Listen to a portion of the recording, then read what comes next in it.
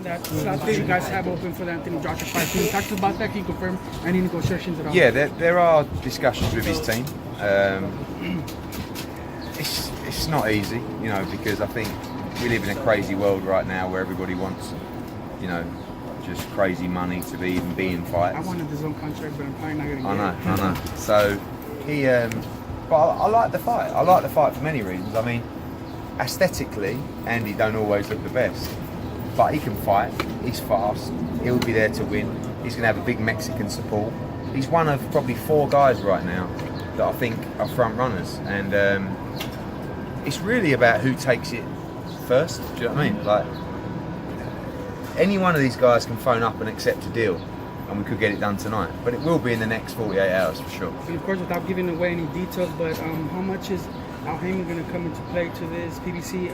I'm not aware, like, if he has a contract with PBC, Al Heyman. Or yeah, I believe he does. I mean, it's up. You know, at the end of the day, if Al doesn't want him to take the opportunity, can he stop him? Maybe. Yeah, but I mean, I'd be very surprised if Al really wanted to stand in the way of a fighter like that within his stable, making a lot of money to fight for the world heavyweight title.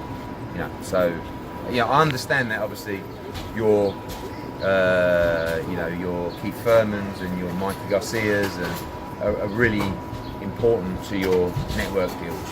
But Andy Ruiz, you know, I believe that Al would want him to get an opportunity like this. I'd like to think so. So I don't think that's going to really stand in the way. But if he wanted to stop it, he could probably stop it. Well, not to put you between a tough place and a wall here, but the world, according to Bob Arum, if you heard his recent comments, what do you make of that? Do you think that's going to come into play? Or? Well, that is the world according to Bob Arum, and that's Bob all over. I mean, we made a major offer for Ramirez to fight Maurice Hooker this week. So you can't just have it all one way, you know? So, like, if Ramirez wants to fight, it's all very well saying, well, why not let Errol Spence fight Crawford? Well, why not let Ramirez fight Hooker? So, we'll see. But, you know, I don't see the Crawford Spence fight happening anytime soon, to be honest with you. I think, I know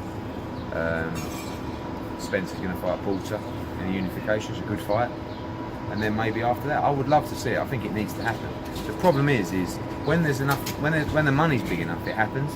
But the money's not quite big enough in that fight. See, with Mayweather Pacquiao, they couldn't stand in the way. As much as they hated each other, they reached a deal. Yeah. But at the moment, Crawford Spence is not a fight where there's so much money you just can't not do it. Hopefully, it'll get there.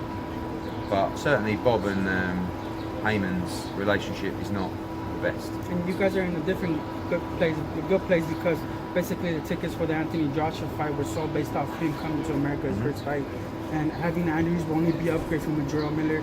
Can you talk to us about just the overall? You say it'll be an upgrade? Yes, sir. You think so? And Ruiz over Jarrell Miller, I think would be an upgrade.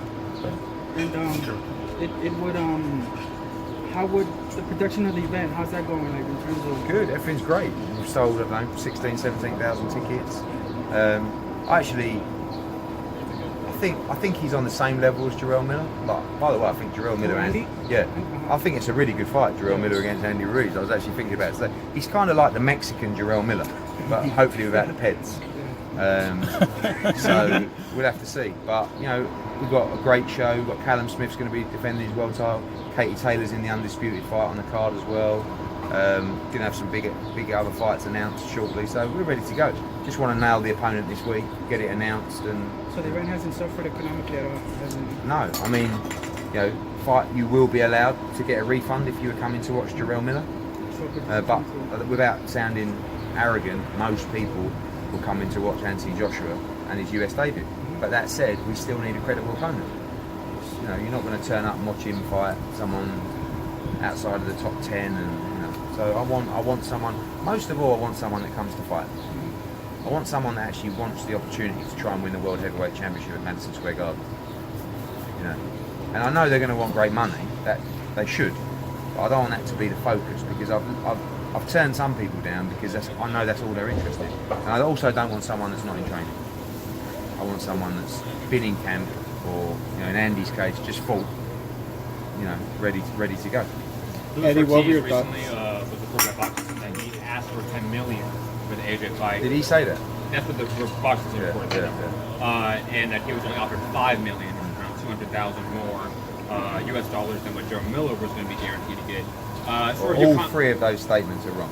But that's what this has been. But I'm just telling you, all three of those statements are wrong. So you're wrong what Jarrell Miller was getting, not you, but they were wrong what Luis Ortiz asked for, and they were wrong about what he was offered. Was Jarrell Miller being offered more, or being guaranteed more, being guaranteed less? No, not far away from those numbers. Ortiz was offered a lot more than that, what you just said.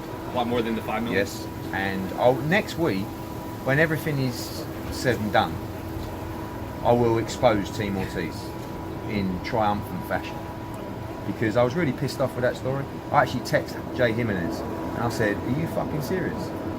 Like, we've been negotiating. It's all in black and white. I'll show you. I'm gonna show you it now. I'm not going to do it yet because I'm fed up with people lying about Anthony Joshua. If Joshua's the one who came out and went, yeah, I'll fight Luis Ortiz. Even the trainer said, not being funny, you've got 4 weeks of sparring. Okay, you've got 8 spars. You're going to switch up to southpaw." And he went, yeah. So we made the offer, 2 offers in fact. But when you compare that to what he made to fight Wilder, but I'm not going to go into it now. I want to so badly, but I'm going to wait till we announce the fight, and then I'll talk to you all next week in Vegas about exactly all the numbers and everything and what these people turned down. Andrew Ruiz and obviously Michael Hunter are the 2 sort of favorites to get the AJ fight. Is there a front runner in your opinion? Is there one that you would like more? Is there one that AJ would like more? I mean, look, we represent Michael Hunter, so that fight's a lot easier to do. Al represents Ruiz, so really, if he wants to give him the opportunity, it's there as well. Style-wise, the Ruiz fight is more exciting, in my opinion. Hunter's a tricky fight. He's a very clever fighter. I mean, there's pros for it. You know, he's got 1 defeat on his record to Usyk, so you can compare Joshua and Usyk. Andy Ruiz has got a decent Mexican following. There'll be a good Hispanic interest. Could be the first Mexican world heavyweight champion. You know, there's stories. There's a couple of other guys as well who are well in the mix. Who are they? I don't want to go into too much, but I've mentioned him in the past. But you know, for me, I do think those. I mean, the main question I guess, who is the front runner? And the front runner can change at any time. But I could finish this interview and look at my phone, and there's a new front runner. You know, even Luis Ortiz can come back and say, "Do you know what? Let's go. We'll do that." You know, the difference is obviously Ortiz is a slightly different level as a draw than Andy Ruiz. Right? So obviously everyone's got a different value. So the pay-per-view numbers in the UK would be less for Andy Ruiz than they would be for Luis Ortiz. The gate would probably be less for Andy Ruiz than it would be for Luis Ortiz. So obviously he doesn't have the same value. But he's not going to take a chance like this just for nothing. He wants a big payday, and he'll get one. But I don't want it just to be about the payday. I want it to say, you know what, I think I believe it. Because I believe both. Is that what you think Luis Ortiz was about, just the payday, and not really about the fight? They do think they can win, but they know his prep hasn't been great. The difference between Hunter and Ruiz, Hunter's in camp. Hunter's fighting May 25th on the Usyk card. Right? Ruiz has just finished the fight. Both guys are ready to go. Ortiz hasn't really been trained, so he's come back from holiday. But he did box in March, so he's not like, you know, he'll have his base fitness. But I do believe that Hunter and Ruiz both believe they can beat Joshua, and I like that because I want a proper fight. Like, I don't want to take Joshua to New York and sit there and watch him win just a 2-round walkover job. But I know that Ruiz will give everything, and so will Hunter. I've seen him do it in the last 2 heavyweight fights, like fights he shouldn't have won. It's looked really good, and I want that. I want someone that's really there to win, not just someone that goes, "I just just knocked him out, thanks," and then gets out of the ring and just you never see him again. You know. So yeah, Eddie, what